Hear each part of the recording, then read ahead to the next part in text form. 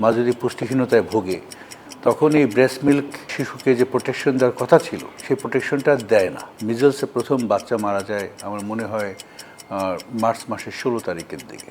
গাভীর কাছ থেকে আমরা 21.9 মিলিয়ন ডোজ মিজলস ভ্যাকসিন আমরা ধার হিসেবে নিলাম।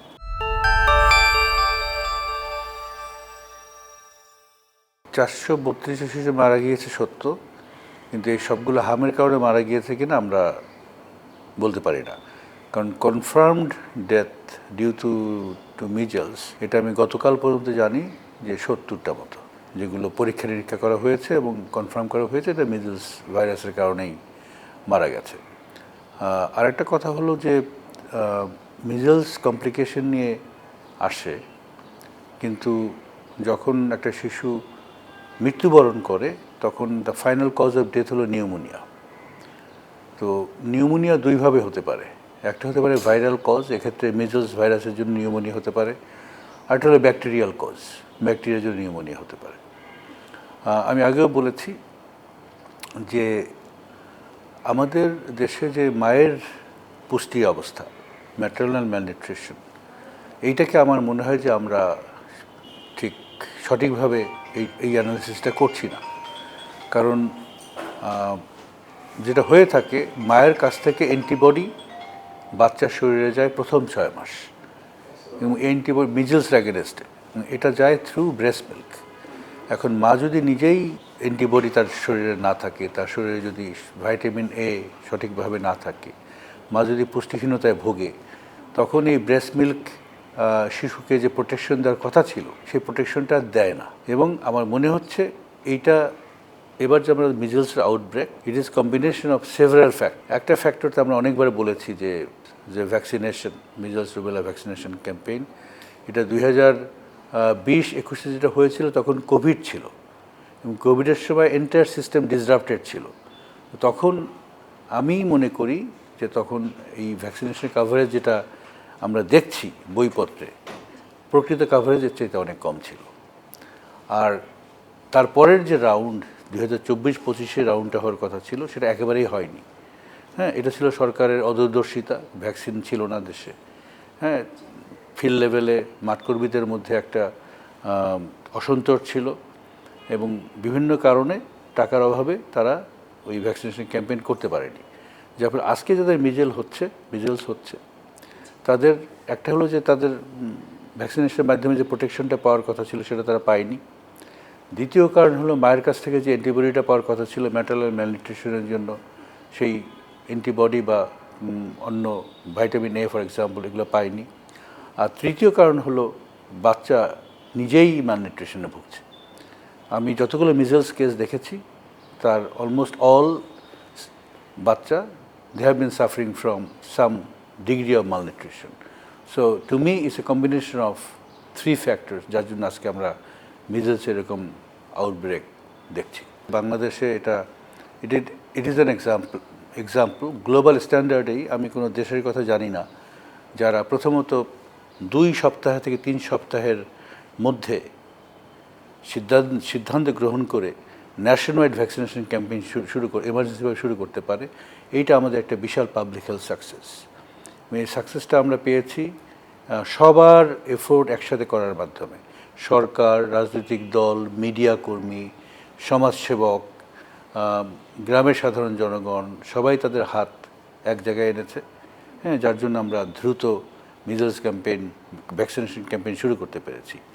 আর একটা মাইলস্টোন সাকসেস হলো যে 4 সপ্তাহ সময়ের মধ্যে আমরা এই measles ভ্যাকসিনেশনের coverage 6 months to 5 year old যে বাচ্চা, এদের মধ্যে আমরা ক্লোজ টু 100% নিয়ে যেতে পেরেছি। কোনো কোনো জায়গায় ইস মোর দেন 100%, কারণ যেগুলো টার্গেট বাচ্চা ছিল 6 মাস থেকে 5 বছর, তারা হয়তো আরেকটু বেশি বয়সের বাচ্চাদেরকেও এই ভ্যাকসিন দিয়েছে। ওই জন্য কোনো কোনো জায়গায় 100%-এরও বেশি দেখা যাচ্ছে।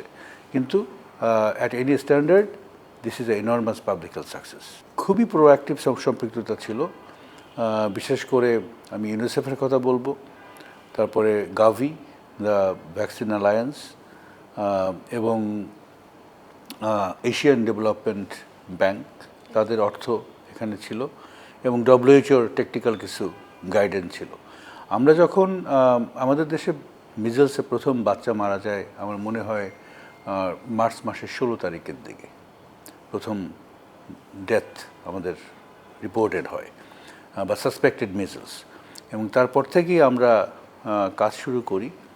এবং আপনারা জানেন যে আমাদের সরকারের কাছে ভ্যাকসিনের কোনো স্টক ছিল না, কিন্তু আমরা পরে খোঁজ নিয়ে জানতে পারলাম যে গাভির মালিকানাধীন ভ্যাকসিন বাংলাদেশেই আছে।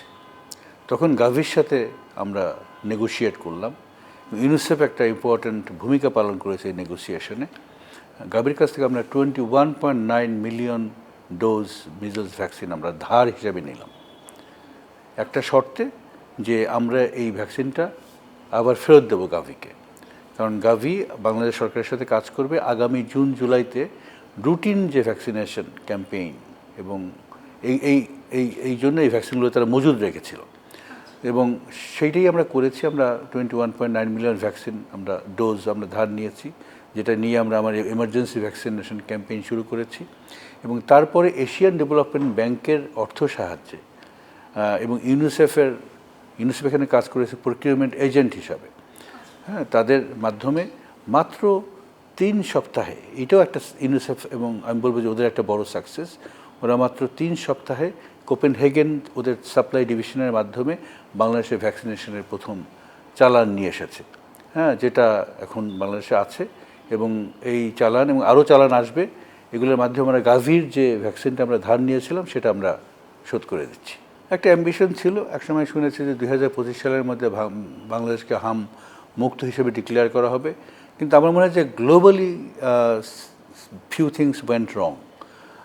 2020 সালে আমি বলবো যে পৃথিবীর সব রাষ্ট্রে হামের প্রেভেলেন্স সবচেয়ে কম ছিল, কিন্তু 2020-এর পরে এই কোভিডের পর থেকে বিভিন্ন দেশে হাম আবার উপদ্রব শুরু হয়েছে, প্রিভেলেন্স বাড়তে শুরু করেছে এবং আজকে প্রায় 53 থেকে 54টা দেশে অন অ্যাভারেজ 2020 যদি আমরা বেজলাইন ধরি তার থেকে 18% মতো হামের প্রিভেলেন্স বেড়েছে এবং বাংলাদেশেও অবশ্যই এমনিতেই বেড়েছে, হ্যাঁ।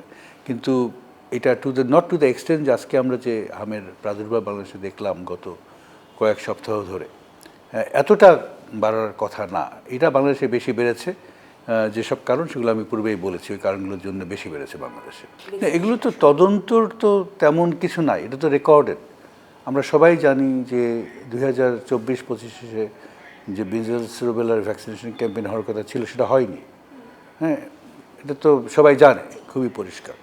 কিন্তু এবং কেন হয়নি সেগুলো আমরা আমাদের বিভিন্ন সময় সাক্ষাৎকারে বলেছি। তারপরেও যদি কোনো third party, for example World Health Organization, তারা হেলথের উপরে অ্যাডভাইজারি ভূমিকা সব দেশেই তারা পালন করে, যেরকম কোনো থার্ড পার্টি যদি আরেকটু ইনডেপথ এগুলো তদন্ত করে দেখে, হ্যাঁ, আমার মনে হয় ভালো হবে, আমরা সহযোগিতা করব।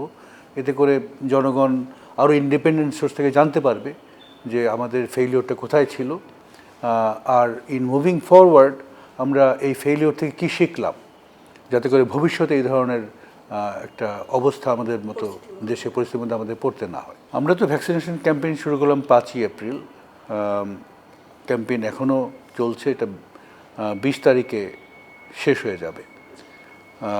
তো সাধারণত আজকে যদি কোনো বাচ্চাকে ভ্যাকসিন দেওয়া হয় 3 থেকে 4 সপ্তাহ লাগে অ্যান্টিবডি তৈরি হতে। তো আজকে যে বাচ্চাকে ভ্যাকসিন দেওয়া হলো বা 20 তারিখে যে বাচ্চাটাকে ভ্যাকসিন দেওয়া হবে, সেইটা আইডিয়ালি স্পিকিং তার অ্যান্টিবডি তৈরি হওয়াটা কমপ্লিট হবে জুন মাসের 19-20 তারিখের দিকে। তো গত 4-5 সপ্তাহের ট্রেন্ড হলো প্রত্যেক দিন আমরা দেখছি 1100 থেকে 1200 বাচ্চা আক্রান্ত হচ্ছে, এটা একটা কমন ট্রেন্ড দেখছি। আমরা মনে করি যে অতি দ্রুত, কারণ ভ্যাকসিন যেহেতু দেওয়া শুরু হয়েছে 5ই এপ্রিল অন্তত 30টি উপজেলাতে এবং মাস স্কেলে দেওয়া শুরু হয়েছে 20 এপ্রিল থেকে, 20 মের পর থেকে আমরা আশা করতে পারি একটা গ্রাজুয়াল ডিক্লাইন, যে ডিক্লাইনটা চলবে জুন মাসের 20 তারিখ পর্যন্ত এবং তারপরে আমরা আমাদের পূর্বাবস্থায় মানে 2020 যখন সবচেয়ে কম প্রেভেলেন্স ছিল সেই অবস্থায় ফেরত যাওয়ার সম্ভাবনা আছে। ভাইরাস তো তার ন্যাচার গতি প্রকৃতি মিউটেশনের মাধ্যমে চেঞ্জ করে। সবাইকে সাবধান থাকতে বলবো। যদি শিশুর মধ্যে কোনো উপসর্গ হয় যেটা সাধারণ হামের চাইতে অন্য কিছু ভিন্ন কোনো উপসর্গ, এইটা অতি দ্রুত স্বাস্থ্য দপ্তরকে জানানো, যাতে করে আমাদের আইইডিসিআর আছে, তাদের কাজ হলো, তাদের ওয়েল ইকুইপড ল্যাব আছে, তারা দেখতে পারে যে এখানে কোনো ভাইরাসে কোনো মিউটেশন হয়েছে কি না। তো এইটা একটা, যে সবাইকে খুব সাবধান থাকা, কিন্তু অন দ্য সেম টোকেন আতঙ্কিত না হওয়া, প্যানিক না করা। ভ্যাকসিন যদি এখনও কেউ বাকি থাকে, হ্যাঁ, সে যদি ভ্যাকসিনেটেড হয় সেই ব্যবস্থা করা। আর কারো যদি হাম হয় ঘরে, বাবা মাকে বুঝতে হবে এটা একটা সংক্রামক রোগ, তাদের অন্য সন্তানরা যাতে ওই সন্তানের কাছে যেতে না পারে, তাকে আইসোলেটেড রাখা, নিবিড় পর্যবেক্ষণ করা। ওই বাচ্চার যদি জ্বর বাড়তে থাকে, যদি বুক ওঠানামা করা শুরু করে, নিউমোনিয়ার লক্ষণ যদি কোনোভাবে দেখা দেয়, কোনো রকম বিলম্ব না করে এই বাচ্চাটাকে উপজেলা স্বাস্থ্য কমপ্লেক্সে বা জেলা হসপিটালে নিয়ে যাওয়া চিকিৎসার জন্য।